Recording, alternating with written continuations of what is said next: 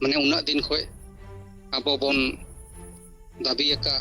प्राकृतिक पूजा का आदिवासी को लगी सरना धर्म कलम कोड अदो कटी गान हो ओना कोयटा हो बांकिन रोड लेआ ओना माने आदिवासी दो सुमुंग सानाम पार्टी गी वोट लगी को यूज बोना जहां लेका कते गी माने आदिवासी हित रे आले ले कामी कना खाली ओना को उदु अबन कना ओना तीन ओय जाहिर थान करे बोंगा बुरुएना किन अरकिन चलावेना बांग दो आले हो आदिवासी ले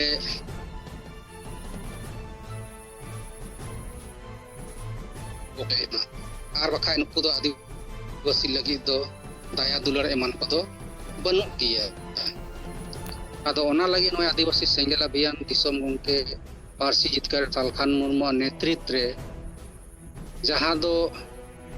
आदिवासी समाज रे एकता बनाव रकाब लगी समाज सुधार रे कमी होरा चला कना आदो जुदी समाज रे सुधार गी बाय हुयुगआ मेनखान जुमिद दाड़े दो बाय रकाब दाड़ेया बनाव रकाब दाड़ेया आदो जुमिद दाड़े जुदी बाय बनाव रकाब दाड़ेया मेनखान दो हक अधिकार रे कथा गी बाय हुई दाड़ेया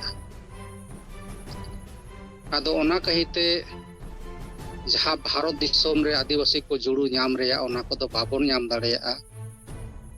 और बई बईते आदिवासी अस्तित्व आद दाड़ेया आदो नोआ नोय कुरुमुटु कमी रे मेना बोना आ नोय 30 जून सेटेरेना मानवा दो जागी बोन दाड़ेया कामी माबोन गी और मैसेज दो चला मा समाज रे हो और भारत रेन राष्ट्रपति द्रौपदी मुर्मू ठेन हो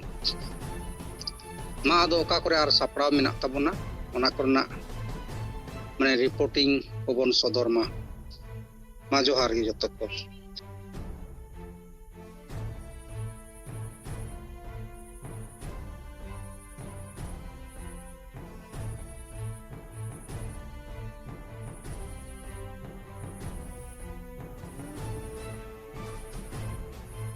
सिमिलरन किसको हम के अंजम लेंगे तो सजा सुपड़ाओ बिसुगे आदो ओना देनारन गोंके थोड़ा ओना बनोर का धरा साथ संकल्प ये से ना चिरका बना थोड़ा कुल लिखाए अड़ी बेस हुआ ने मौज हुआ ना कोई हर रे थोड़ा युवा छात्र मोर्चा से उन्हीं इंटे खोल लेता अदो में दाई देर में बाई पांच सेटर कना दो उना अड़ी तिने मौज हुआ कपा दरिते ओना बेस्ते जवन और रविवार ले दो ना जगह में ठीक कदा दो उना एरिया रे तिने बिना कोता बना दो उडुको को या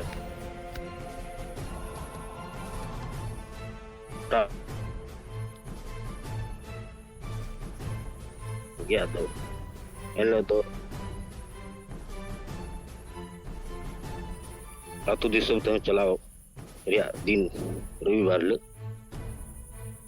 तो मा इसे को तो निका के ठीक है ना हुआ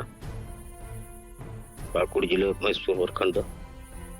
मा जो तो कोई इसे को सिंगल जो देवनारायण मुर्मू हुल महाधिपति जहाँ कथा को लेके प्रेसिडेंट और प्राइम मिनिस्टर कथा को लेके अभी जोथात गे अदो अबो आदिवासी तलारे हुल महादो मिट्टन अड़ी मारन ऐतिहासिक कथा करना नवा तो मानव दरकार संगिल से कोई अब नो चेष्टा है अब मान तो पूरे चेष्टा रे लगा रोड में राष्ट्रपति है द्रौपदी मुर्मू नुकिन दो हुल महायती कते चिन्ह ये आदि दुर्भाग्य रे कथा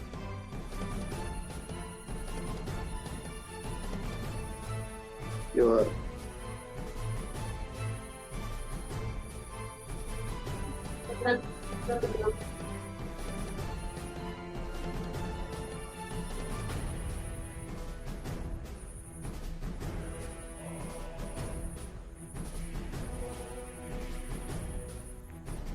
और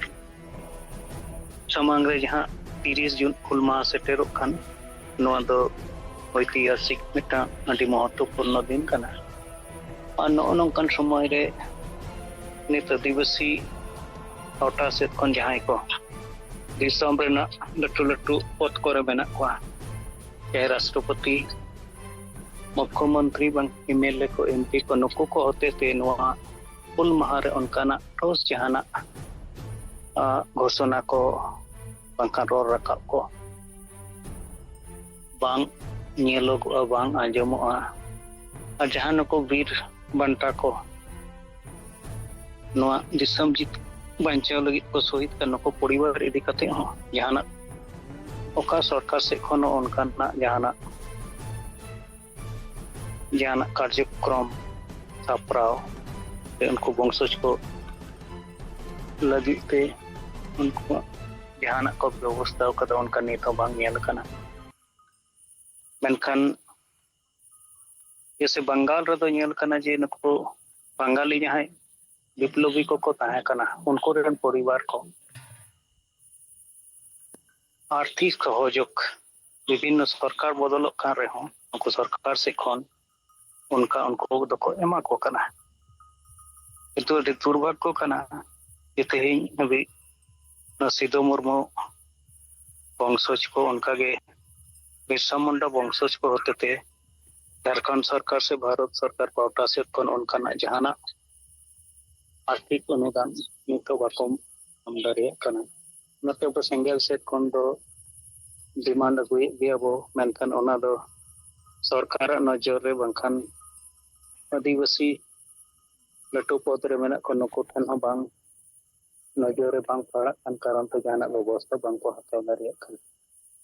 तो हुबली जौन जिला करे हो बंखान बंगाल जुरे के खान विभिन्न ब्लॉक करे नवा हुल माहा मनाव रेया लगी ते प्रस्तुति मेना ओना सलाते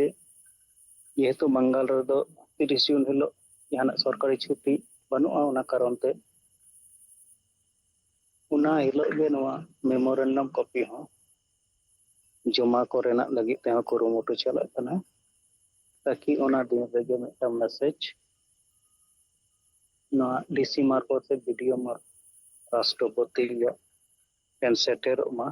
उनिया दृष्टि आकर्षण और उना को सोशल मीडिया पर हेज लेखान हो एटा संगठन आदिवासी को हुल माहा मनाव और उना खन एंगल अभियान तलाते मनाव रिया मिटा पार्थक्य को उना नेल ᱧᱟᱢᱚᱜᱚ जहां दो समाज रे हको तलारे विचार लगी ते पढ़े दारिया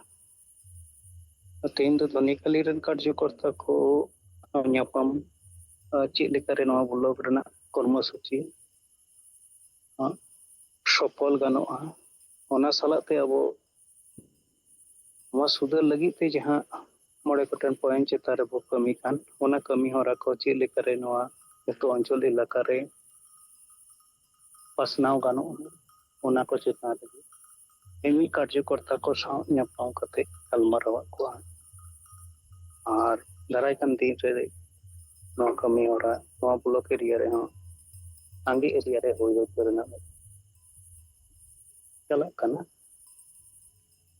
किंतु शर्मा जरी दिन कान रे हो एंते रे हो उनका तला तेगे ना कमी होरा विस्तार ना बेटन कुरुमुटु जरूर हो इनसे कन नो कटते रोड कते सनम को तोराते जोहार।